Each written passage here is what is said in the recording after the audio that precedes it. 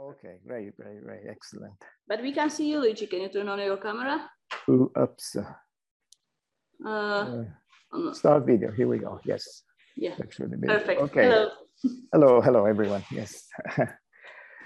Okay. So let me go into full screen mode. Can you see my cursor too? Yes. I don't know if you see my. I mean, I see on the right-hand side my own image and an image of the people in the room. I don't know if you see that, because my concern is that it might hide some of the things that I'm going to show. Do you just see my PowerPoint screen, or you see other things on the screen? We see only the PowerPoint screen. Oh, excellent. Okay, perfect. Thank you very much. Okay, so this is my title. I should thank the organizers for the invitation. And I should say right away that the goal of this presentation is really, for me, to honor Pavel Bakala's memory and to talk about his legacy and the way it still continues on. So in this presentation, I will concentrate on some of the works that we carried out with Pavel and other people from Opava, from IC Bern, from the Observatory of Rome, especially during the last few years when Pavel spent basically a whole year in 2019 in sabbatical at our institute at the Astronomical Observatory of Rome. I will concentrate on a few of those projects. There's no time to talk about all of them. And the leitmotiv of many of these projects, in fact, is the role of extreme light bending and application of it to astrophysical problems. I would just like to say that, I mean, my relationship with Pavel, and for that matter also with other scientists, collaborators and students from Opava, dates back to about 10 years ago. I think it was in 2010 that we first began talking about collaborating. And in the beginning, much of our work together was designed to explore the scientific potential of very large area X-ray instruments. At the time, we were talking about a mission that was not what was studied extensively, but was not selected in the end by ESA. The name of that mission was LOFT. And those projects still continue on these days through another incarnation of the same type of instruments that hopefully will fly on the so-called EXTP Chinese mission within large international collaboration in the second half of the 20s. But the collaboration with Pavel and other people got a very significant burst in the last few years, exactly thanks to the fact that we managed to have many more meetings, work meetings together, and that Pavel did spend a year in sabbatical at our institute. So let me start by giving you some background. Perhaps it will be trivial to many of you, but I guess I should probably illustrate a little bit what I'm going to talk mostly about. I mean, you know that in the innermost region of accretion disks, the speed of the orbiting matter get to be very high. Relativistic effects become more and more important. And especially when we get very, very close to the inner edge of the disk, which is at least in standard accretion disk theory determined by the ISCO, the innermost stable circular orbit. Of course, a variety of general relativistic effects become important. That, of course, includes also light bending. And also the GR version of Doppler gravitational shifts and so on. So in the end, if we were observing a disk from infinity, particularly the innermost regions, we would be observing an image of the kind we see here, where one side of the disk is blue, the other one is red, but the further in we get, the more and more the gravitational redshift starts to dominate. And in fact, when we get very close to the inner disk edge, the redshift dominates. And the image that we get at infinity is basically red. And in fact, I mean, this type of prediction that dates back to more than 30 years ago by now, found its clearest demonstration in the study of the profile of an iron line that is observed in the X-ray spectra of many accreting X-ray sources. Basically, the line profile of this kind are generated by summing up the contribution from different annuli in the accretion disk regions, especially the innermost ones. Here we're talking about 100 gravitational radii. And here you see the profile contributing by each of these annuli. And once you have integrated them all, you get this kind of profile, which extends enormously. If you start from a delta function, you end up with a line that is extremely wide, and it has got also characteristic shape. Well, this kind of prediction I found beautiful confirmation once the detectors were finally able to resolve the shape of these lines. And you see here two examples. On the top, you see a very famous example from a massive black hole in a Seyfert galaxy, accreting black hole in a Seyfert galaxy, something like 10 to the 7, 10 to the 8 solar masses. And here you see instead an accretive black hole in an X-ray binary. It's about 10 solar masses. And indeed, the characteristic shape is very well reproduced. In fact, this has evolved into a major industry in X-ray astronomy, and by now there exists hundreds of papers in which these lines are discussed, fitted, and so on. Of course, they provide a diagnostic of strong field relativistic effects, and in principle, a type of diagnostics that works across the whole mass spectrum of accreting black holes, from X-ray binaries to active galactic nuclei. Well, let me go one more step further. Well, we all know that the ISCO, innermost stable orbit, innermost stable circular orbit around the black hole, is something that depends on the black hole spin. And for a non-rotating black hole, it leaves inside, close to the black hole, an area that is relatively large, like in this picture here. But if the black hole is very fast spinning and the disk is co-rotating in the sense that its angular momentum is parallel to the one of the black hole, then the size of the ISCO can shrink to very, very small size. In the limit of maximum rotation, it actually touches the event horizon. And correspondingly, of course, the profile of the line changes drastically in the sense that if you are dealing with a fast spinning black hole, you can have much, much broader line. Okay, so the beginning of the story, in fact, is something that you heard about yesterday in the presentation of Riccardo La Placa. Basically, we began thinking of the effect of obscuration, of things that may obscure part of the accretion disk that gives rise to the iron line.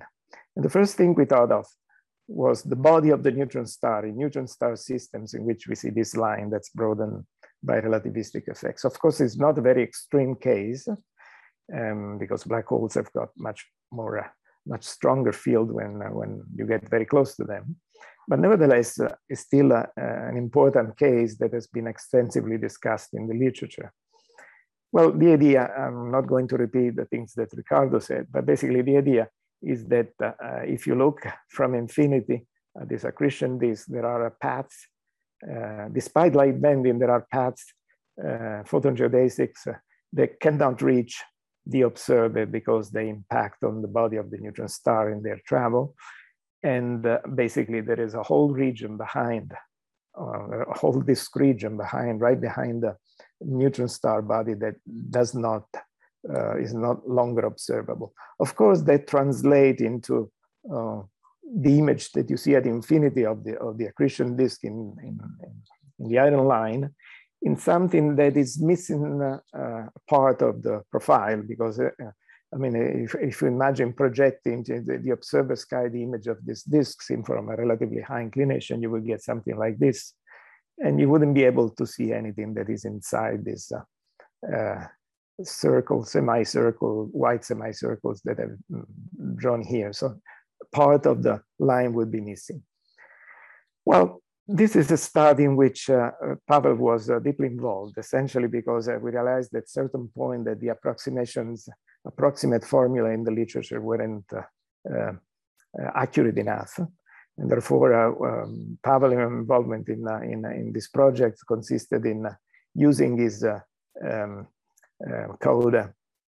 ray tracing code to test a variety of approximation. And in the end, we found one that was accurate, much more accurate than formulas that had been found before, and served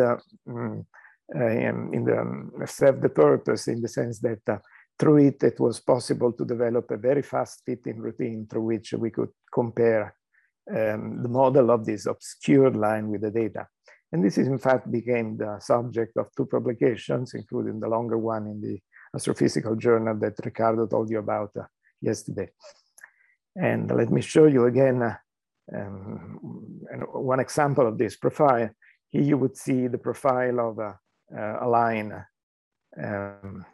from the accretion disk in the uncoated case through this dot-dashed green line. And clearly when you account for the fact that you don't see anymore some part of the profile, you end up with a slightly different profile here. And if you take the difference, it looks like this. But more importantly, the ratio is something that is a very characteristic shape. And through fitting the profiles of these lines, something that we did with extensive simulation, we were able to demonstrate that this feature, this occultation feature in the profile of a accreting neutron star, is something that not only can be detected with future instrumentation like the one that's being developed for EXTP, but also it will provide a powerful diagnostic, powerful precise diagnostic of the radius to mass ratio of neutron star that would add also to the other techniques that have been developed to get this type of information from neutron stars. But let me move on to the other project. This is something you heard about, but it's just for an introduction to the subject. Of course, this idea of the obscuration can be extended to other situations, to other scenarios that are relevant to accreting compact objects. Excuse me. Let me go one step back and let me, of course, many of you know these things, but let me just summarize the way in which evidence has been accumulated now for decades about the structure of the accretion disks, in particular the innermost disk regions. Well, you know that the standard disk theory that was developed in the 70s, the most quoted paper is the one of Shakur and Sunyai of 1973, predicts different regions in the accretion disk, but it has 2 main defects, 2 main problems. The first is that according to the model, the innermost disk region should be unstable. And observation tell us that we have really no convincing evidence of these instabilities that are predicted by the model. And the second problem is related to spectra. The spectra that are predicted by the standard disk model are different. For the most part, they are much softer than the one we observe. And if they get harder through some mechanism, through full comptonization, as we say in saturated comptonization, and we say in technical terms, well, they don't have the right shape that we observe in accreting black hole systems. Therefore, quite early on, people developed the idea that in the innermost disk regions, there is a hot corona that sits above probably, or perhaps sandwiches, we don't know the geometry precisely, the accretion disk. This is a sketch of it. And it works in this way. The there is an optically thick quasi-standard disk that emits soft photons that are depicted here in red. These photons enter the accretion disk corona, which is this blue thing that I've drawn here.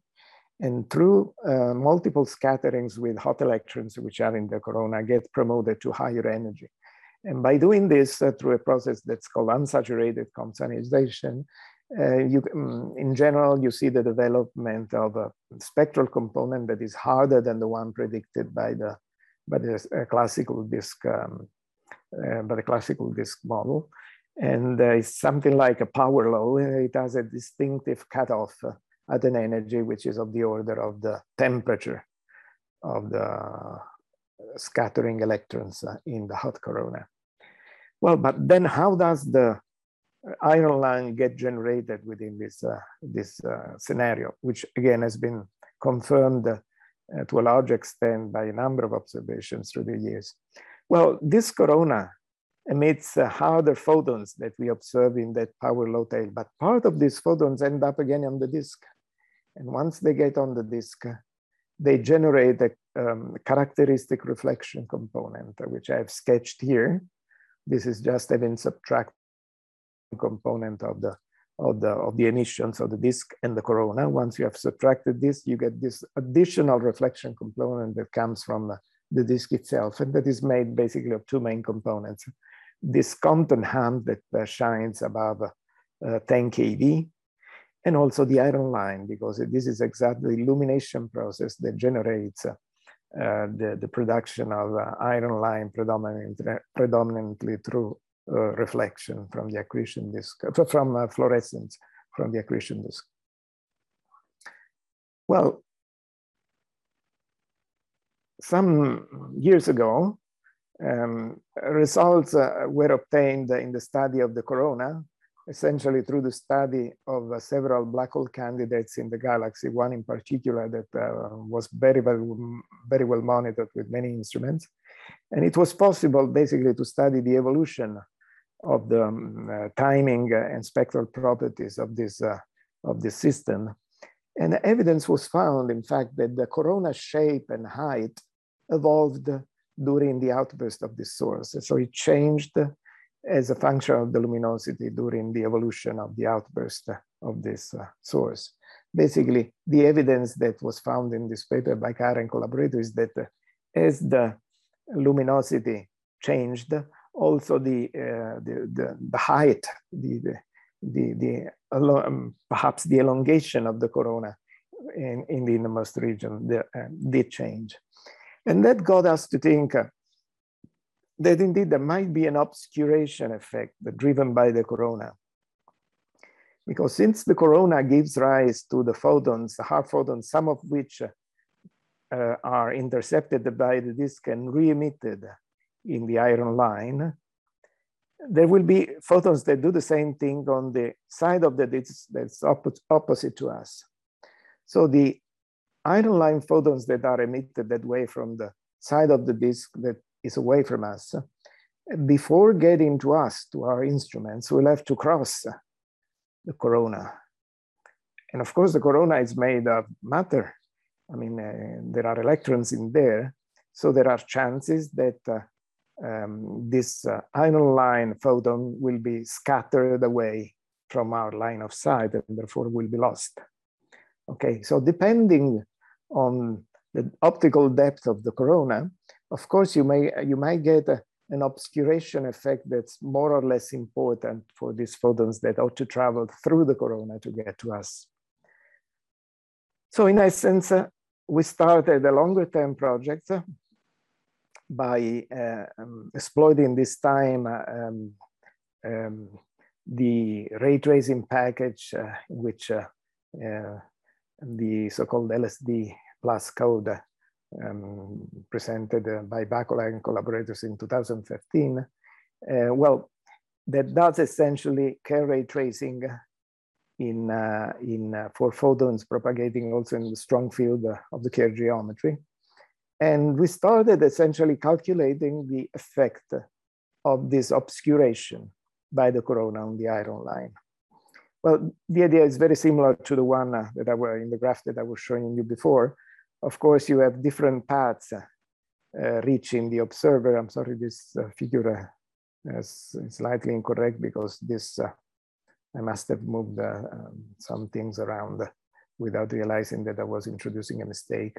I mean, you would have emission points and photon geodesics that reach our instrument and contributed forming this image, but there will be others, and this is the mistake because this line should have intercepted the shape of the green corona here. There are other paths that are shielded, and again, depending on whether the optical depth of the corona is high enough or it's small, well, this photon will have chances of reaching us, or it will simply be scattered away and lost. So in essence, we started considering different geometries. This is in fact taken from a presentation by Pavel, and we developed the case of an ellipsoid, like in the geometry you saw in that paper I was showing you before by Bakala and collaborators, or else a levitating sphere, which increases in size, or even something more conventional, like a sandwich-like coronal geometry, which had been discussed for many times in the literature. Well, let me show you.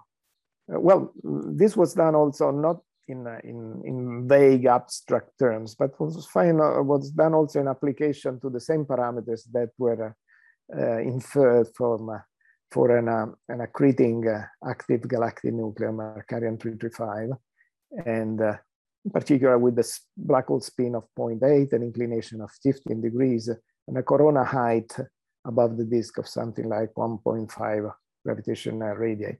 This is the mass of the black hole and the Eddington ratio, I mean the ratio of the bolometric luminosity to the Eddington luminosity in this case. Well, this is the kind of problem we dealt with. So here is the image of the disk, corona that's supposed to be initially spherical, and then it gets elongated in a more and more elongated elliptical type of geometry. And of course, that's reflected in the fact that once again, there is some missing part of the iron line profile because of the obscuration due to this component. And let me show you here, once again, the profiles. The purple profile is the, I mean, it would be the profile without the presence of the obscuring corona. And the other two, the green and the yellow one, represent the profiles that would be observed in the case of fully obscuring corona, so with much larger, with optical depth much larger than 1, so non-transparent. And in the case instead with 50% transparent corona, the yellow case, which corresponds to an optical depth of 0.7. Well, also in this case, keep in mind that these profiles are normalized just to have all the same area, but you can see what the difference would be, and especially what the ratio would be. So even in this case, there is a very characteristic shape of the line that differs from the profile of the line that is not modified by this effect. Well, and through some simulations, indeed, we were able to show that this is in principle observable again through some residuals. We don't have a fitting program to do this yet in accreting black hole systems from our galaxy, stellar mass black hole systems.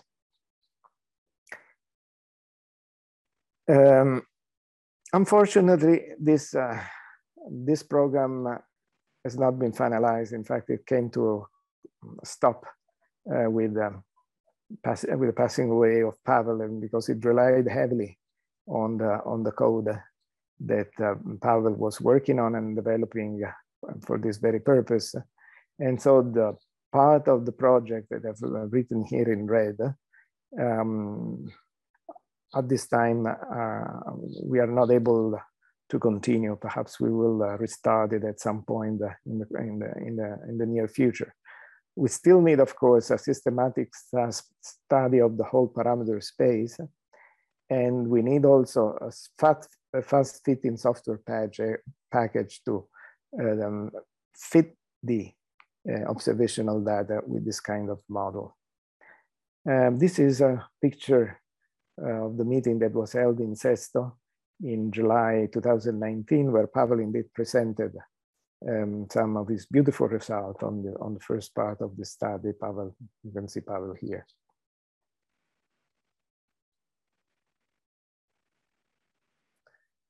Well, the second project I'm going to talk about relates to perhaps a condition that is completely opposite to the one I've talked about so far, in the sense photons that can undergo major deflection angles because of the lensing properties of black holes. I mean, here we are talking about higher order images from an accretion disk and orbiting a black hole. Once again, the blue, the colors on the right-hand side here represent the different levels of blue shift and red shift. And again, this is, I'm sure, familiar to many of you in the audience, but nevertheless, let me summarize. I mean, the image we have talked about, oops, I'm running late.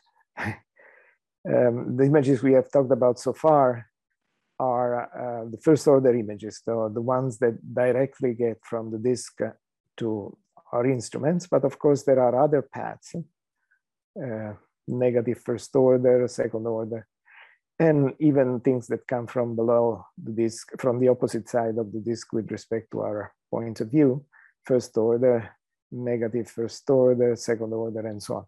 Well, these profiles do contribute forming such an image, such higher order images. We call higher order images anything that is not positive first order image. And that, of course, do contribute some flux to the line profile. Well, this has been considered in the past, especially at the level of images, in one earlier study also as a contribution to the iron line profile. But we decided to explore this further. And this is the kind of images that I'm sure many of you are familiar with. Basically inside the region that's characterized by the ISCO. I mean, so inside the inner disk region where the disk ends effectively, but at least the emission from the disk ends, you can see forming under suitable circumstances these higher order images from photons that go around the black hole. And we considered using Pavel's code up to images up to the third order.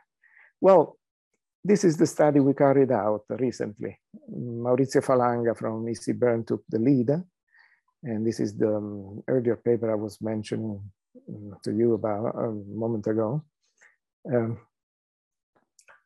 Essentially, we studied the way this the iron line profile is altered by the presence of these higher order images.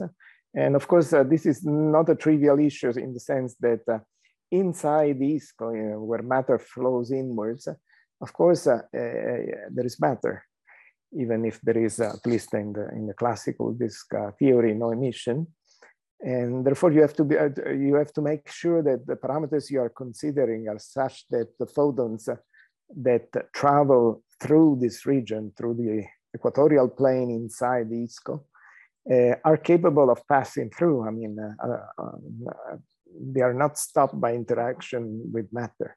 So you have to make sure that the optical depth of the region inside the ISCO is low enough that you see most of the photons from the higher order image. Well, I won't go into the details of this, but in essence, this requires that the accretion rate onto this system must be low for these features to be observed. It must be below 100 times, below 1% of the Eddington luminosity. And once again, here, I'm going to show you some of the results from these calculations. Well, you see here profiles from the accretion disk. And the solid line represents the profiles with the contribution from the higher order image, and below each one of them in the dashed plotting style, you can see the way the standard profile would look like. Well, of course, the difference is minute, but nevertheless, once you plot their ratio, you see that it's actually in the few percent range. Especially, I mean, if you consider individual energies of the specific flux in the line, you can see that there are areas in which the difference between the standard first order line profile and one that includes instead the higher order image attains relative amplitudes which are of the order up to 6 or 7%. And once again, you get very distinctive profile shape. Profile shape whose ratio is represented here. This is given for different value of the spin, negative spin in the sense counter-rotating spin around a very fast spinning black hole, and here a non-spinning black hole, and here moderately spinning black hole. Well, the effect is most pronounced, in fact, for black hole spins that are not very high with co-rotating disk. The reason being that, of course, in that case, the ISCO gets to be very, very close to the black hole, and there is little room for those higher order images to travel around the black hole because they would bang and get absorbed by the disk. Well, once again, this is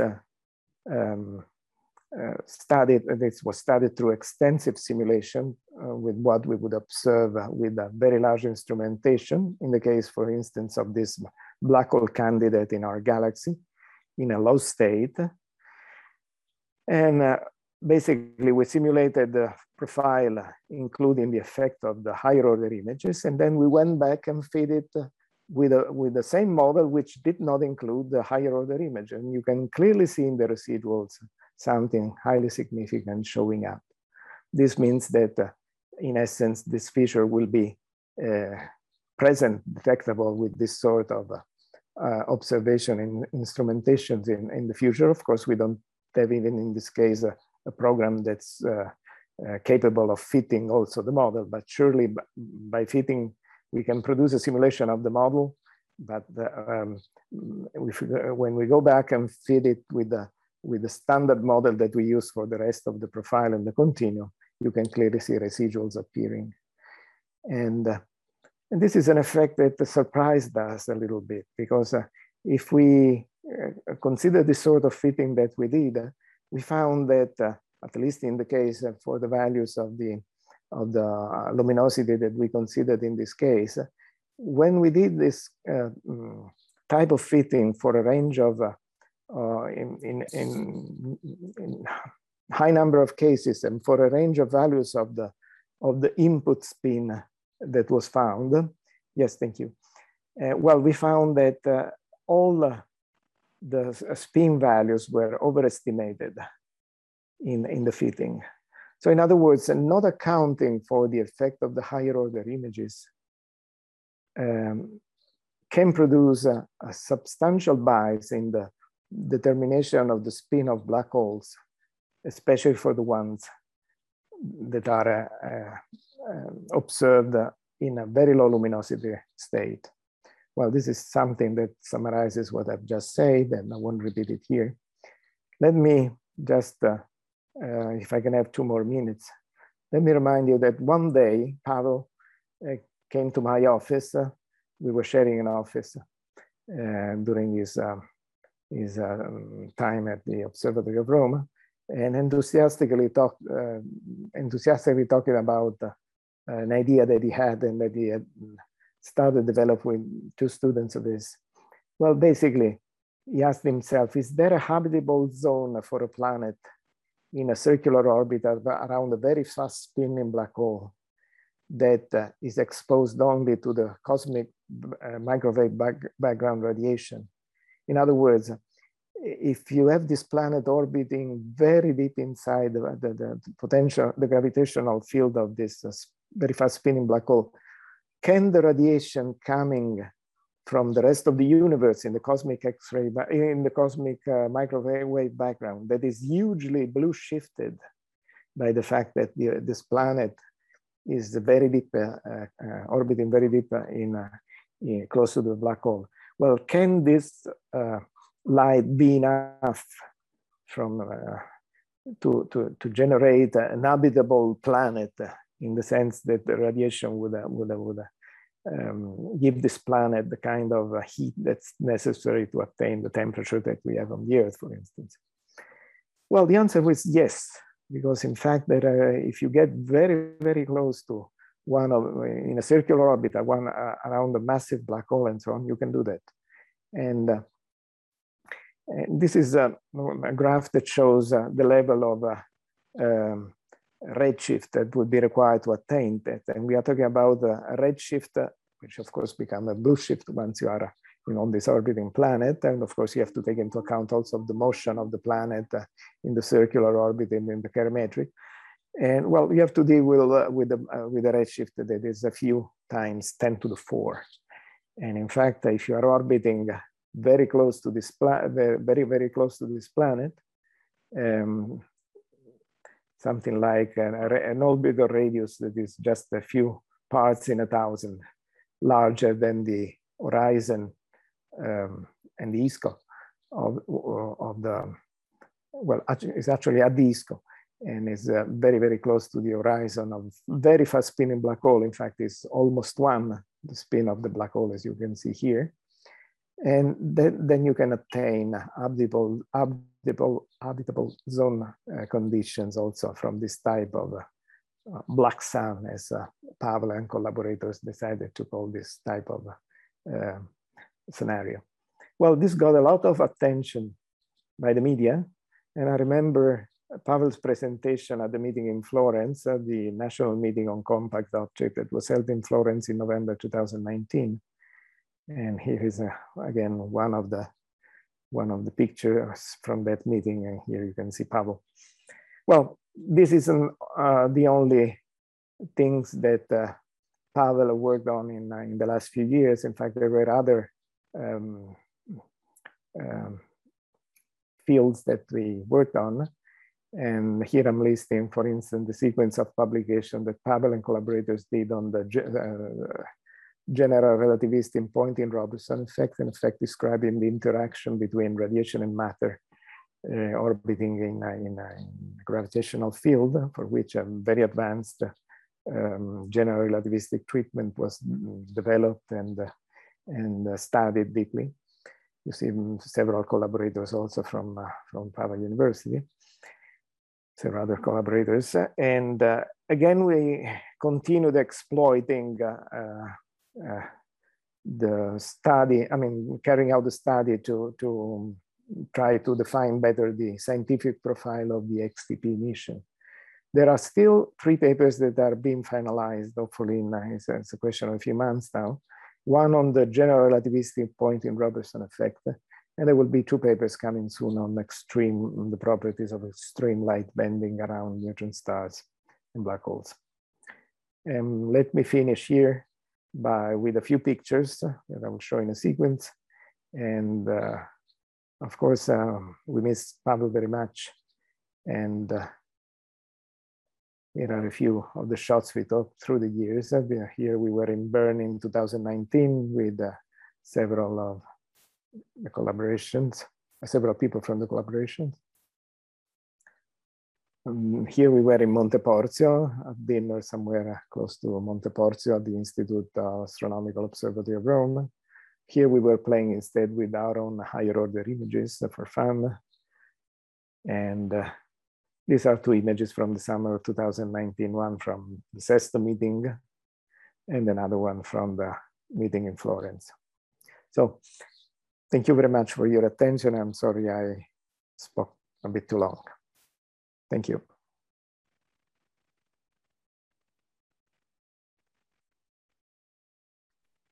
Sorry, I cannot hear. Now we can, sorry. Okay. Thank you so much. Yes, thank you. Speak again, please.